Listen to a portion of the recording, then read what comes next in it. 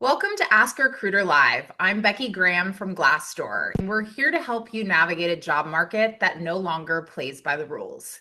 If you've been laid off, stuck in a months-long search, or sick of applying and hearing nothing back, today our guest is pulling back the curtain, exposing the harsh realities of an employer's market, and we're throwing her into the hot seat, rapid fire style, to answer your toughest questions. So without further ado, let's welcome today's guest, a former big tech recruiter turned the internet's favorite corporate truth teller and soon to be published author of the book Clock In, Emily Durham. Emily, welcome to Ask a Recruiter Live. Thank you for having me. I am so excited. We will definitely be delivering all the hot takes, all the hard truths to help us get ahead.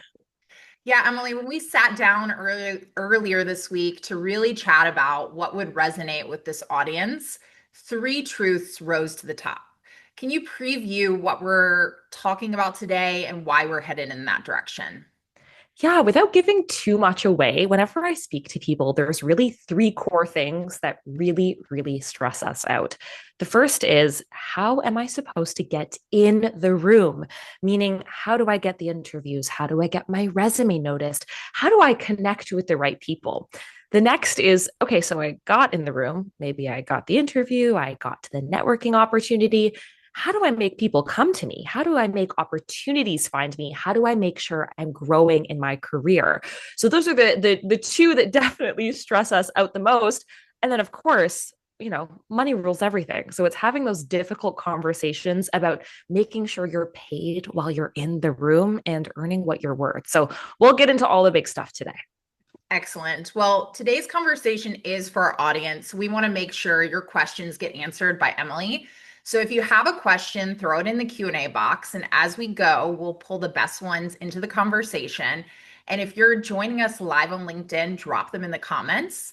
I also wanted to mention that if you registered to today's event via Zoom, you have been entered to win a copy of Emily's book, Clock In, and we'll be sharing more on that later. So Emily, since we only have 45 minutes today, I want to jump right in to the biggest question facing job seekers in the early stages of their career. And that's the question, how do I even get in front of a hiring manager? Because the truth is, a lot of people on this call today are nowhere near that point. So what's actually working right now?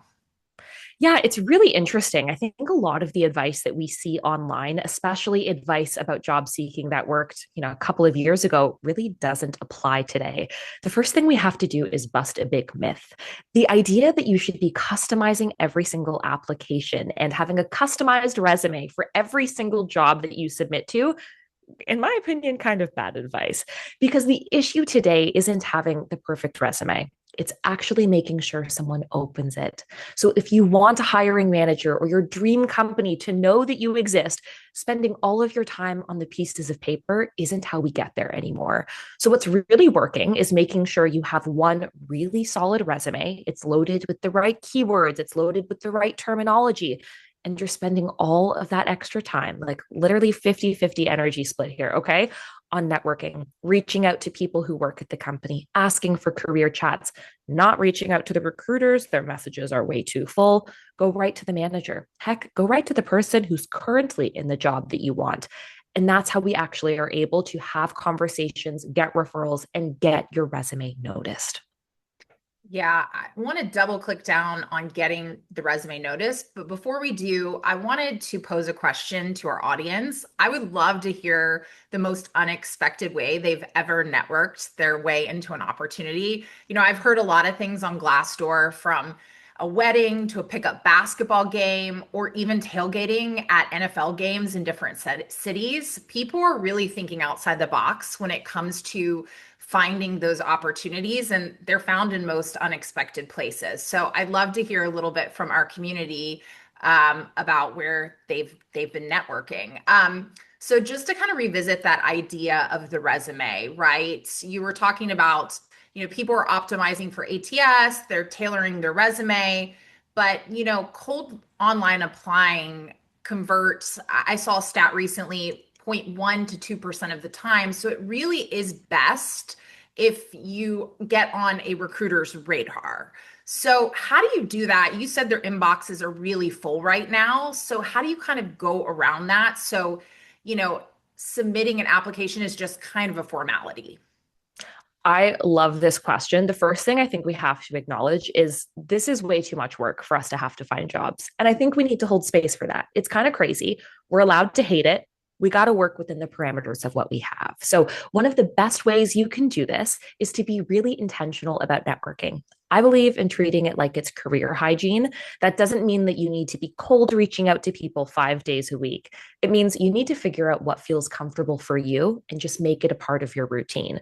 For me, I feel way more comfortable going to one conference a month versus reaching out to 5 people a week on LinkedIn. So figure out what that cadence is, where the people you need to network with are there. You'd be surprised how many companies, especially in tech, host in-house events. Maybe it's career panels or mixers. So check out what in-person events exist at the companies you're looking for, at industry-specific events, or even at industry-specific conferences. So there's this in-person element that's really back on the rise, and that's how you become a person first and not just an application. But if that sounds horrible to you, my friend, no problem. This is where LinkedIn is our friend. I'm a big believer in posting a little bit on LinkedIn as an extension of your brand. You don't need to be writing paragraphs. Like, we don't need to be doing the whole, like, my ex broke up with me and this is what I learned about B2B sales. Like, we spare us. We don't need to do that. All you need to do is repost interesting articles every now and again, interact with the content that the recruiters are posting regularly. So when it's time for you to apply, you are not just another name. You're like, oh, yeah, Emily always likes my stuff. This is someone who's engaged in my industry. So it sounds like they're really little things, but I'm telling you, in this market, it's the little things that can really help us. Right. I wanted to revisit the most unexpected place people have networked. We got one in the chat that said jury duty. So, Obsessed with that. Love I that. mean, probably one of the most hated places to be, but full of opportunity. I love that. Emily, we've gotten some questions related to the resume. So many questions about how to actually optimize for ATS. One person who wrote in, it's Valerie. She asked, she's re-entering the workforce after divorce, and she's been a stay-at-home mom for 12 years. I can't even imagine what that's like to re-enter the job market after a long break. There's a lot of people right now who are trying to pivot careers or potentially just they've been laid off, but here's somebody who has been out of the workforce for a while. So, how does she put together a resume that will help her get back into the workforce after being out for so long? Yeah, absolutely. And first of all, being a mom is an incredibly important job. So shout out to you for you did work the last 12 years. So let's make sure we give you that credit. As far as how you're actually going to do this, it starts with understanding what jobs we're applying to. So pick the 4 or 5 different titles that you're targeting because that's going to inform your resume. So that's step number one. Step two, pick a resume format that works. The applicant tracking system is not as intelligent as people think it is. It's not reading every single piece of your profile. It's mostly working off of keywords in the format. And that's really it.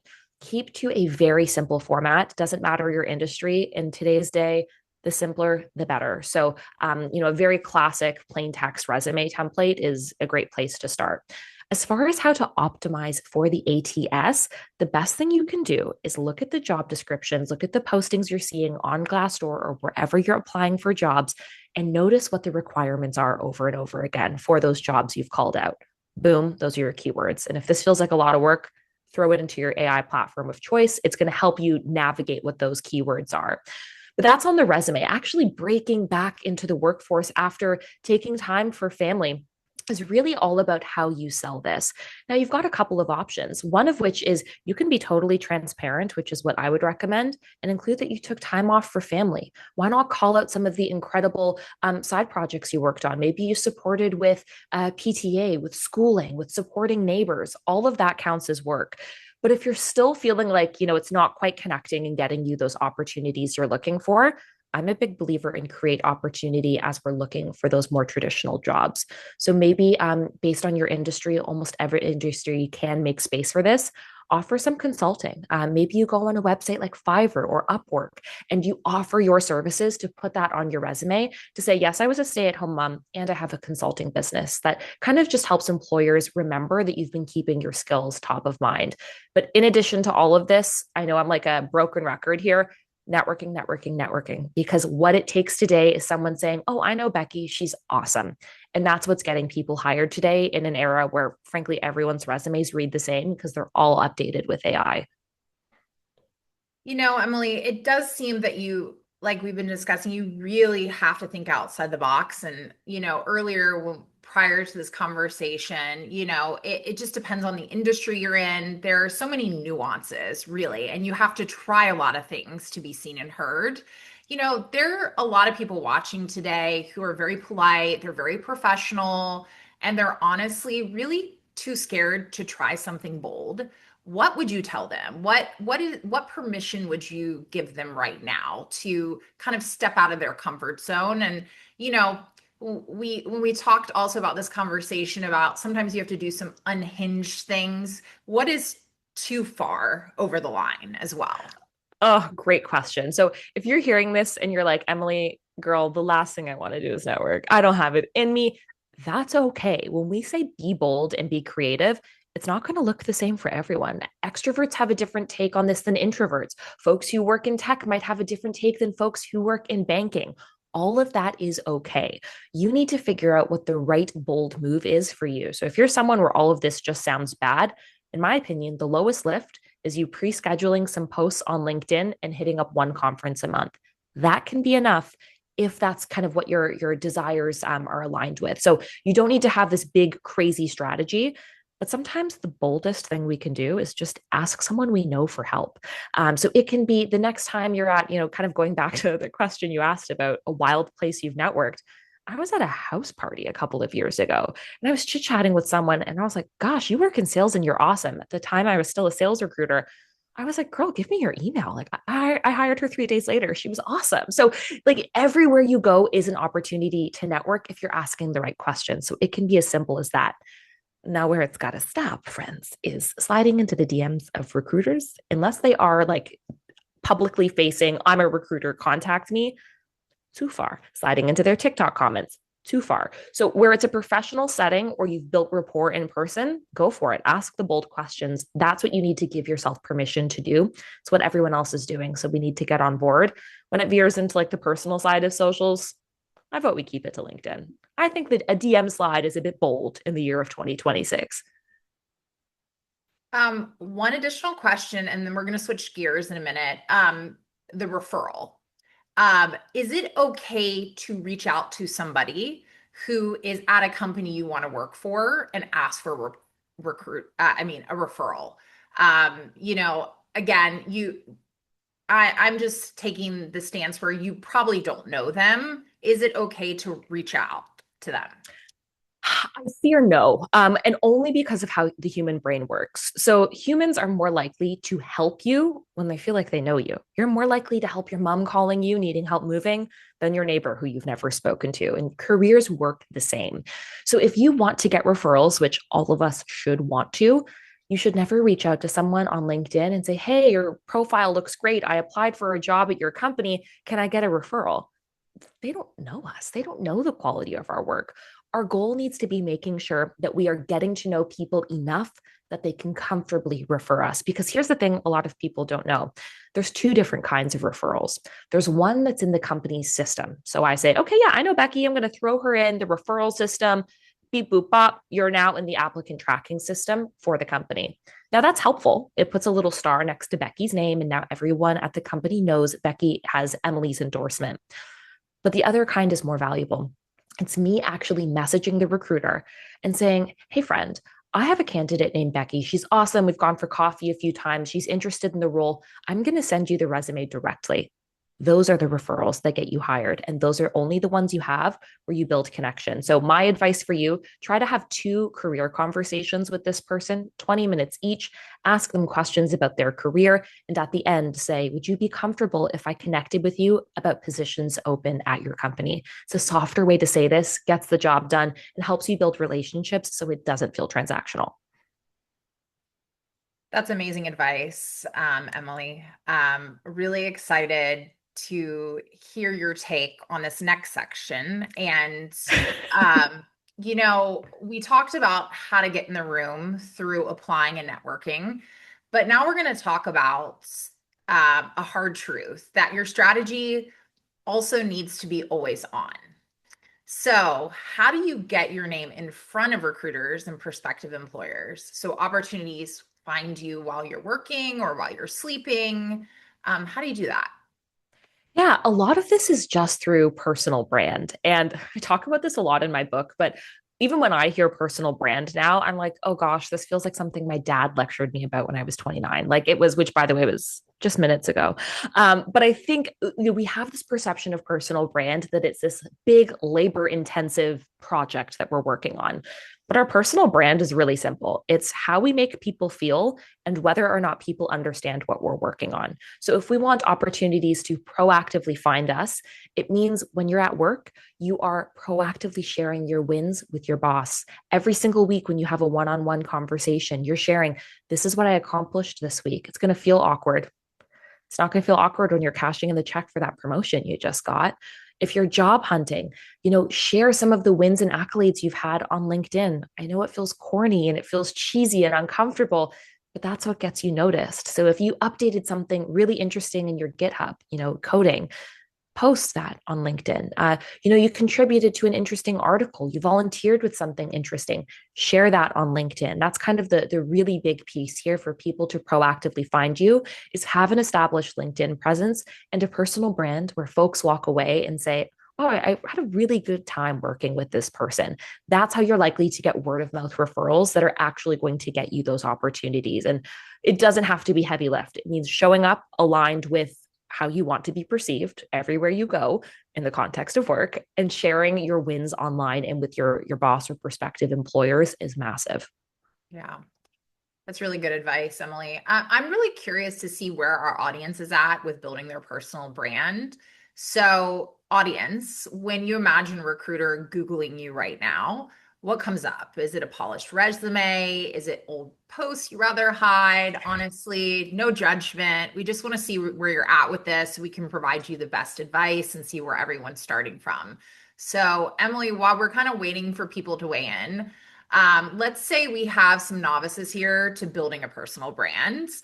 LinkedIn can be a black hole, as we all know. No, it can be Yep. incredibly overwhelming and confusing to know where to start. So, um, if someone is just getting started, what is like the minimum viable personal brand move they should make this week to get on a recruiter's radar? So when recruiters Google them, they don't find a ghost. Oh, great question. So the first thing is stop telling yourself that this is social media. It's not, it's your business card. And that should immediately alleviate a little bit of anxiety, right? You don't need to be a LinkedIn influencer to be found. Basically, what we want to do is have all of the bones, so the good structure of your LinkedIn, so that when a recruiter does a search for a candidate, which, yes, even in this market, recruiters are still doing, all of the right keywords populate. So, how do you do that?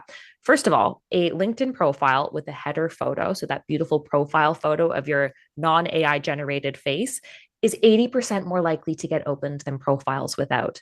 Same goes for your header. It doesn't have to be anything crazy. Use a blank piece of color. You can build something on Canva and throw it in there. Have an appropriate job title. So list your job title. If you want to get funky with it, add some things. So say financial analyst, team player, AI enthusiast. Add different things so that keywords can populate. You want to have your biography written. If you're struggling with this, no shame uploading bullet points into your AI platform of choice and saying, help a friend out. Can you please write this for me? And then the rest of it is pretty easy. It's your work experience. Copy and paste that from your resume, removing any proprietary information, and then filling out the skills section, which is just including a list of all of the skills you have. So it is going to sound like it's a lot. I guarantee if you sit down, creating a fresh LinkedIn account, populating those pieces, it is 15 minutes. I promise you, it is only 15 minutes of clicking some buttons. That is the minimum to take it to the next level. Promise me you'll try posting one thing a week, even if it's just resharing an article using hashtags relevant in your industry. That's all you need to do for you to suddenly start popping up on people's pages. The timing, this was great advice because I'm just scrolling through the chat right now, and there are a lot of new people to LinkedIn. Someone said, you must have a LinkedIn. I'm trying to see, a lot of people are just leaning into it. They've just updated the resume portion of their LinkedIn. Actually, that brings me to another question about LinkedIn. Emily, you have your actual resume that you apply for jobs through the application systems. And then you have a version of that for LinkedIn, right? Mhm. Can you tell us what it seems we're getting a lot of questions in regards to like what this should look like on LinkedIn? Should this be a mirror of what you're submitting via applications, or should it be something different?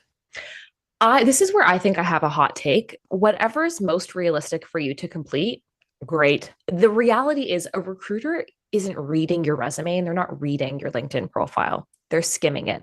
So, whether the words are the same or the tone is slightly different, as long as the message of, and actually, I'll say it this way, as long as the recruiter can clearly understand what you did and the impact of your work, both on LinkedIn and your resume, we're cool. For me personally, what I tell my clients is work on having a really strong resume and then just copy and paste everything into LinkedIn. Like, I'm not a big believer in let's spend hours making these profiles great. I think let's get the bare minimum, make it strong enough, and focus on networking. That's where we really see those results.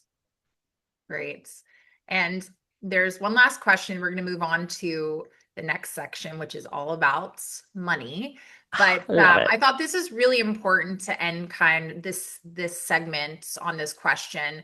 Basma says, "How do I get over my fear of being seen on LinkedIn? The posting part is kind of difficult for me." And I can totally relate to this. It's like I said, like you're putting yourself out there, you're putting your accomplishments in a public forum.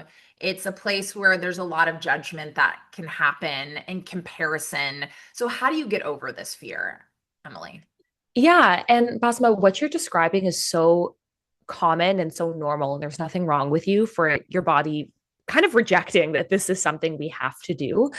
What you're typically describing and what it is for many people is a form of imposter syndrome. So it's like that nagging feeling of, I'm not good enough. This feels weird. I feel too shy to be doing this. So all of those things are really natural. I wish I could tell you there's like a one sentence fix for this to never feel icky again, but I kind of live by two mottos in life. One of which is I'm going to let myself feel uncomfortable if I'm going to experience increased comfort after. So, if the discomfort of posting lasts, let's call it 30 minutes, we write the post, we pop it in, we go, ew, I can't believe I did that. You don't have to engage with the comments. You don't have to like the comments. We can just put it out there. If that's going to get you the reward of networking, eventually the anxiety by exposure is going to kind of dip. But the other kind of rule I live by is if it's not feeling good in your body, you don't have to do anything. You don't have to do it. This is a best practice to help you get out there. But if that fear is feeling a little bit too sinking, let's start off small. Just start by resharing stuff. So the companies you're interested in working at will often post interesting articles. Maybe follow some LinkedIn creators who create content about your industry. Just repost it with a couple of emojis, and that does the job too. So I would try to start really small, accept that it's going to feel a little bit yucky up until you start to see results, and try to depersonalize it by not engaging with comments, scheduling time to do it, pre-writing things in advance. But the feeling that you have that it is icky and uncomfortable is totally normal. I promise over time it will dissipate. But the reality is this job market is icky and weird. And the fact that we have to do a little song and dance for people to notice us is objectively crazy. So you are not the crazy one for thinking that this feels a little funky, because it is. Emily, I'm going to remind people quickly, the time is kind of flying by. We have about 15 minutes left in the conversation. So if you have any questions for Emily, please drop them on Zoom in the Q&A box. We're slowly but surely getting to them. And for those of you joining us on LinkedIn, drop them in the comments. And we're going to try to get to all of the questions before the end of today's conversation. So many amazing ones coming in. Okay, Emily, we've talked about getting into the room. We've talked about your always on strategy. Now we're going to talk about you're in the room, you've had a great interview, and now, the hiring manager, the recruiter, you get an offer, right? But there is one reality in this market that I'm sure a lot of people on this call, this Zoom conversation today are seeing, is that a lot of times you're getting offered less than you were in your previous role. And, that number you accept can follow you for the next decade or so from a negotiation standpoint. So this is a two-part question. When do you fight for salary and when do you take the offer? And then the second part is, if the number is a no for you, what perks do recruiters actually have flexibility on? It's a really good question. Both of them are really good questions. So the reality is we all go through phases of life where we have the privilege of being a little picky, and sometimes we simply don't. Sometimes it's a matter of, I need to pay the bills. I need to get into this next job. Maybe your current job is so bad that you just need out. It's really about balancing, what matters for you in that point in time. And there is no wrong decision to make. You might hear people online say every single job needs to boost your salary. I think sometimes if it boosts your mental health by having a stable career or a boss that you don't hate, sometimes that can be worth it. So, there is an element of privilege of being able to decide and kind of walk away. Where I think, if we do have the privilege of choice, kind of my rule of thumb is every time you get an offer, ask. The worst thing they're going to say is no, and nothing changes, and that's okay. And the best case scenario is they give you a little extra money. So every time you get a job offer, ask. Please understand it's normal. It's a regular part of the recruiter's job. The money's not coming out of their pocket. They're going to be just fine. It's nothing personal. So ask. If you get the offer and it's like, gosh, this still isn't getting me to where I need to be financially, ask yourself, how bad do you need to get out of your current situation, whether that's a job or job hunting? If it's bad enough, maybe you accept this job and you keep job hunting. And then when you get the new job, you take this one off your resume. No one's checking. That's another option. The other is, is the title or work experience going to be worth this dip short term? So it's really just about balancing what these kind of potential challenges are. And there's no right or wrong decision here, but it's always worth asking. As far as the second question, and what would that be? What was the second question? Yes, definitely. That was a mouthful there. Let me see. And it's on the tip of my tongue. What else can recruiters use with? Yes. See, this was like a little memory test. Okay. So refresher for the class. Apparently, I am the person who needs to double my coffee dose. What kind of levers other than money can recruiters actually use to help sweeten the deal? It's like it's my first day on the job. Okay, so there's a few things. If the salary is really crummy, ask what they can do about vacation. Sometimes there is flexibility. Ask what stocks, year-end bonuses look like, sick days even. You could just be sick of work, honey. That counts as sick to me. You still call in, who cares? All of that is very, very valid. So that it could be travel, it could be extra perks. For example, will they pay for your gym membership? So asking all of these questions can definitely help you. The reality is, in this tight market, the perks and the budget have shrunk considerably, but the expectations of the work have really grown without matching kind of the growth of salary. So be steadfast in what your salary expectations are. Do yourself the courtesy of negotiating, but also recognize that you deserve to be paid your worth, even in troubling economic times, because there is a company out there who will. It's just a matter of if we're in the position to wait it out for that role. Yeah. One thing you just mentioned that I wanted to double click on is the topic of PTO. There is typically a lot of hesitation with people bringing this up in an interview. When and how is a good time to bring this conversation up? I think when you're discussing salary is a good time. And you don't want to say, how many days do I get off? Even though it's a totally normal question, some folks may hear that and say, well, you don't want to work, because we love to do that these days. I think when you discuss salary, whenever that comes up, I'm a big believer in discussing salary in the first call. Prevents you from wasting your time. You could ask something as simple as, what's the salary range for this role? Hopefully they answer. And then you can say, and do we have a sense of what the overall package looks like in terms of benefits? Because then they're going to say, yeah, you get health and dental and this many weeks of vacation. So it kind of softens that question for you. Great. And another one that kind of popped up that people are really curious about in the chat right now is remote work. Back in 2022, this was like a great, the job seeker had the leverage. So this is something that they could negotiate sometimes. Is but is that possible now? Could this quietly cost people if people like stand firm on like, hey, listen, you're unwilling to pay me what I believe I should be paid. So can you have more flexibility and allow me to work remotely? Yeah, the reality is any company worth working for is not going to take away your offer because you're negotiating, whether that is for return to office benefits or for salary. So, in the rare event, because it is rare, that a company says, you're negotiating too much, we're taking the offer away, I promise you that company just showed you how much they're comfortable with you advocating for yourself. You just dodged a bullet. It's definitely worth asking. The reality is they're going to say no.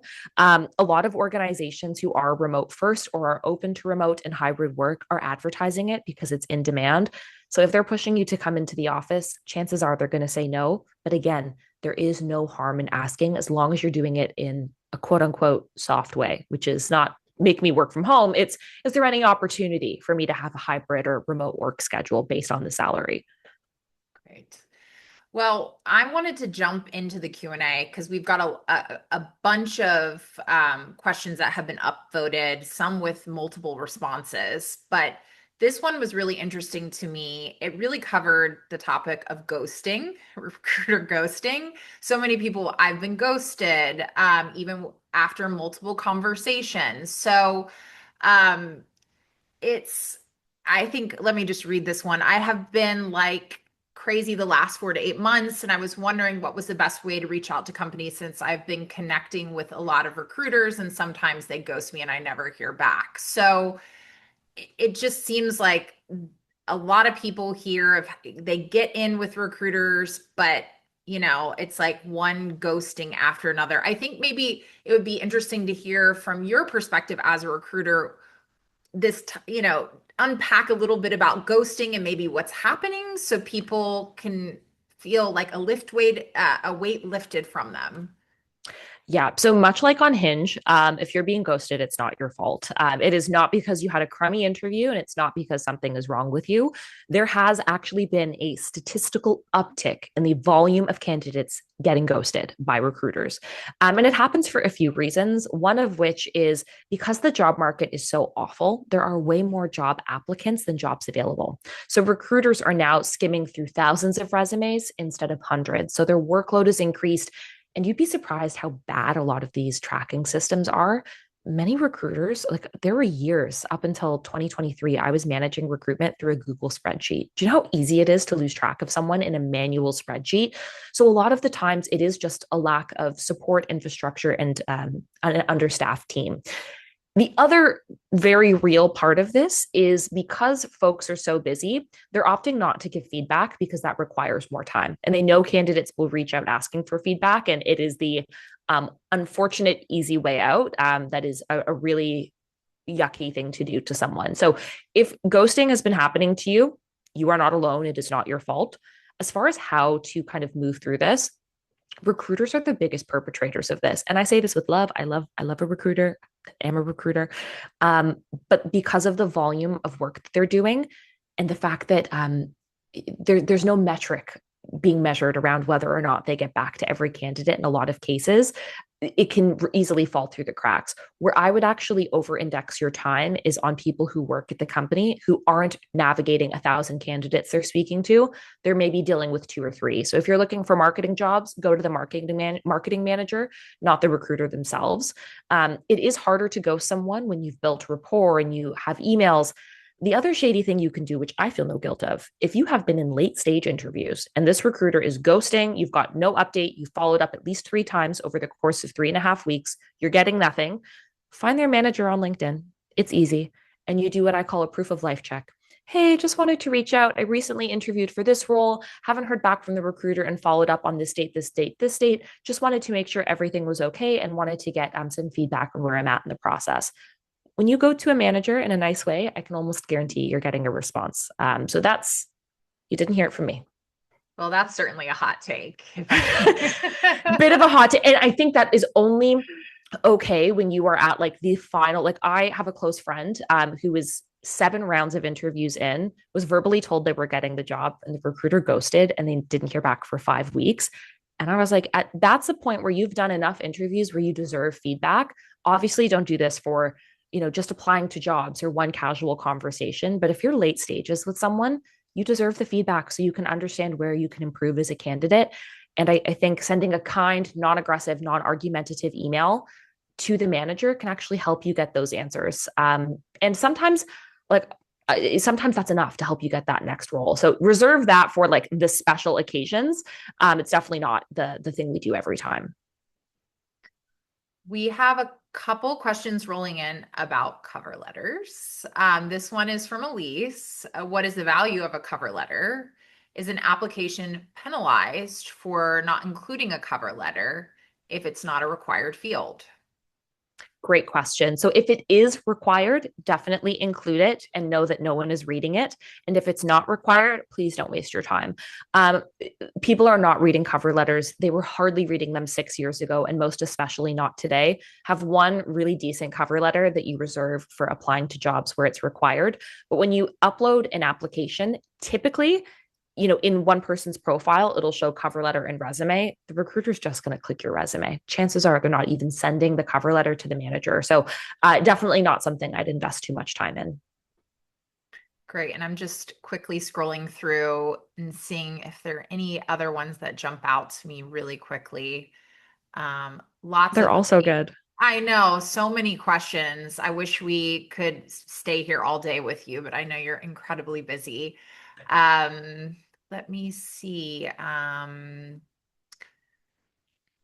Yeah.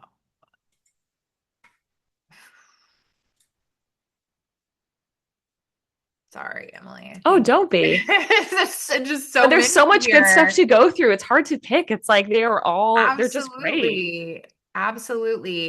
There have been a couple questions that, popped up about new grads. We had a conversation last week with Jade Walters, who's a Gen Z career expert. So if we have any Gen Zs in the audience today, would be really great for you to go back and listen to our conversation with her last week. But curious what your take is. You're a new grad, right? You don't have the career experience that someone would have, who's been in their career for a while.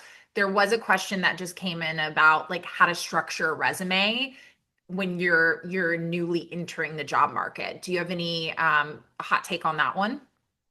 Yeah. So honestly, what I would recommend is for the first 2 years after you graduate, I would structure your resume like this, and then after, I'll give you the alternate. So number one, keep that resume template simple, simple, simple. You really want that to be something easy to digest. Always sent in a PDF. Your name is big and beautiful at the top. Underneath it directly is your email, your LinkedIn, your links to any of your unique sites. If you're in marketing, friend, why not put together a portfolio? You've got your GitHub because you're a great software engineer, all of that. For students, I actually love when people include a professional summary, 3 to 4 sentences, who you are, what you studied, what you're looking for, right? All of that is awesome. Then we get into the meat and potatoes of your experience. And this is where people trip up. They're like, well, girl, I have like maybe an internship. Everything you've done is experience. If you're struggling to put something on your resume, include your school projects, include that capstone presentation, include your volunteering. And if you're really struggling and you're like, I just don't have anything, pick up some side hustle consulting work that doesn't have to be very, very time sensitive. You can find it easily online and it builds your portfolio of experience. So list all of that out.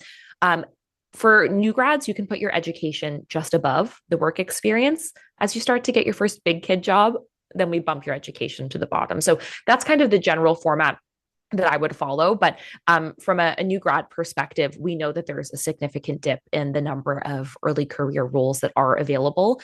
Again, this might be a hot take, but Gen Z is the first generation that I believe looks at their career as a business. So, a lot of folks who are Gen Z looking for work, yes, are looking for 9 to 5 jobs, but they're also looking for ways they can diversify their earnings until they find stability in the corporate space. Maybe that's with side hustles, consulting. So, I do think getting creative about how we make money until we land somewhere that we feel comfortable is something that I think is really valuable right now, because it is a particularly slow process for new grads. It's taking up to 8 months, some cases even longer, to get that first role out of school.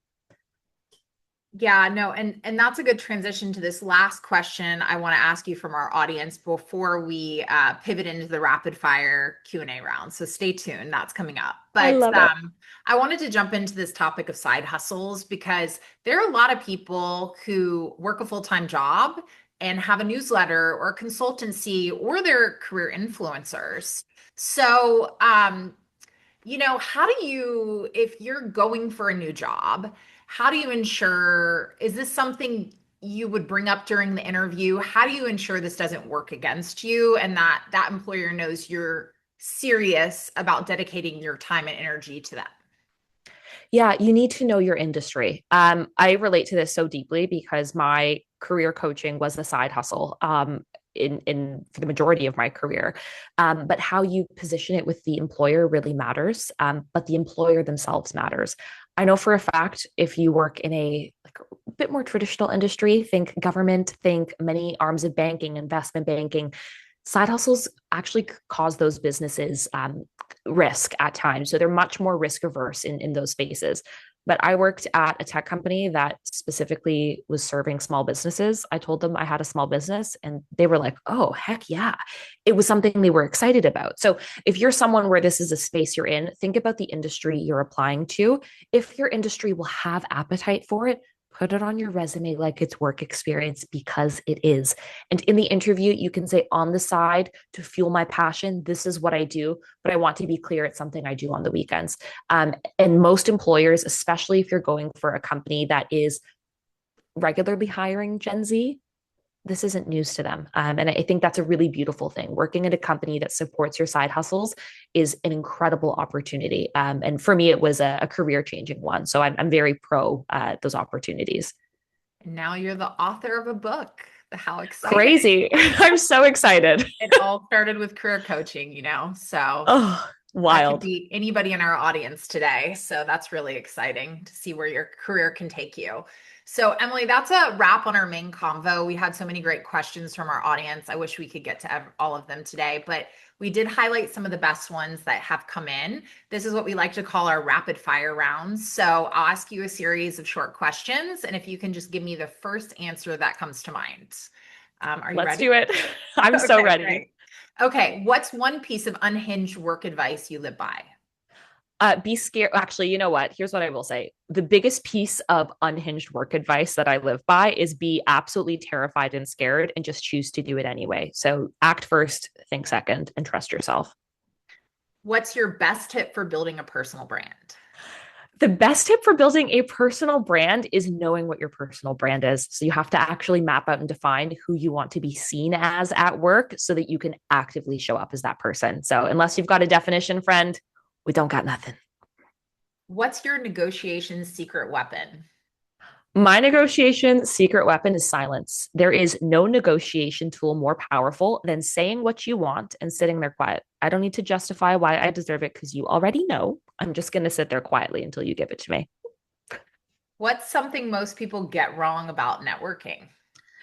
What most people get wrong about networking is that it's a transaction when really it's an active relationship building. It's like building friends in the context of work that you later ask for favors and not favors first, friendship second. And finally, what's something on a resume that immediately sounds your recruiter alarm? Something that immediately sounds a recruiter alarm for me is no data. If I'm looking at your resume and you're telling me that you've worked on massive projects and that have great scope, and there's not one singular number on your resume, to me, that tells me you can't quantify that you've actually done this work. And that's usually a big gap. Thank you so much for answering those questions for us. I mean, amazing hot takes there. Each one of these could be its own episode. So we will definitely have to have you back, Emily. So before I we would love wrap it. this conversation, I'd love for you to have the floor for just a minute to tell our audience about your book, Clock In.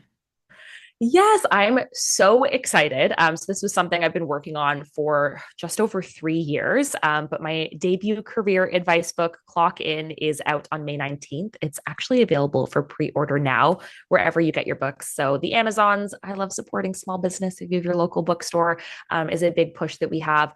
But it really is every single thing I know about how to figure out what career is right for you, how to untie your identity from work so you don't feel like you're going crazy when you're at work. And then the big important stuff like how do you build the perfect resume? How do you network? How do you grow in your career? And also, how do you know when to leave and manage your money? So it is every single chapter is, in theory, should be able to take you from your first day of job hunting all the way to retirement. It is also, dare I say, hysterical. It's a really funny read. And we're really excited that we're going to be able to give some of your books out today to our audience members. So anyone who registered was eligible to win, and we'll be notifying the winners via email after the show. So thank you so much for bringing that to our audience today. I know that people are really going to benefit from your knowledge, Emily. So Thank you.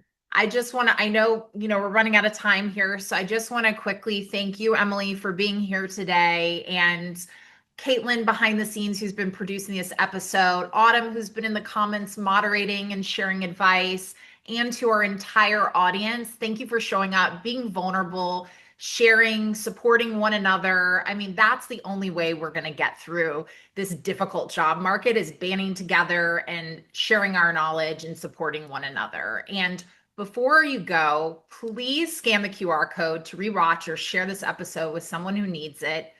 Follow Glassdoor on LinkedIn so you don't miss our next episode.